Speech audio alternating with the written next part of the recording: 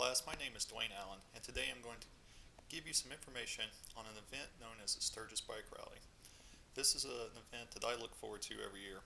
I'm going to start off with how this bike rally started, how it's changed over the last 70 years of its existence, and what has become today known as one of the largest bike rallies in the world. So crank up your motorcycles, put your helmets on, your chaps, gloves, any other riding gear that you think you may need, and let's all head to that small town known as Sturgis, South Dakota. Sturgis, South Dakota is a small town just located about 30 miles west of Rapid City. But back in August of 1938, a man known by the name of Clarence Hull, everyone calls him Pappy around that area, owned a small motorcycle dealership in town. He also owned some small dirt track for motorcycle racing and some hills that they were doing hill climbs on for bikes. Well, he first organized an event for bike racing known as the Black Hills Classic. He invited people from around the area to participate in it, and the first bike race was held in Sturgis on August 14th of that 1938 year, and 9 participants showed up and a very small audience. However, the Sturgis Bike Rally was born. Since that year till this, only 1 year has been missed, and that was due to the gas rationing of 1942 caused by World War II. So now that we know how it got started, let's cruise right along into the next phase of the rally and how it changed over the next 6 decades. The rally during the 1960s became a 3-day event from the 1-day event that it started with.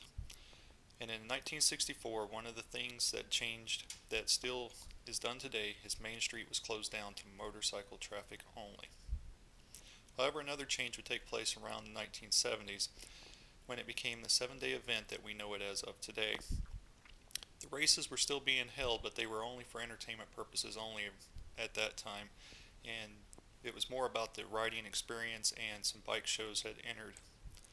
Moving into the 80s and 90s, campgrounds, vendors, RV hookups had taken shape around the Sturgis area to make it more attractive for families and more people to come in.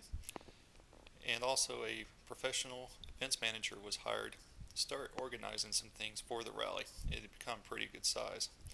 And during the 90s, the Sturgis Bike Rally had started bringing in 85% of all the annual income for that small town of Sturgis. Now that your motors are revved up, the wind is in your face, let's move on to the rally and what it has become today.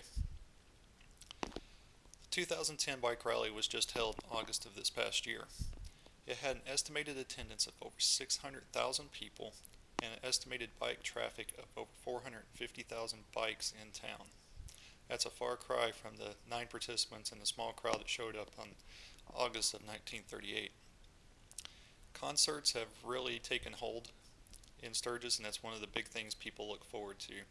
This year, performers such as ZZ Top, Ozzy Osbourne, Kid Rock, and Buck Cherry all took the stage to provide entertainment, along with the hundreds of bike shows, the vendors, the concession stands that are now littering the streets of Sturgis every year.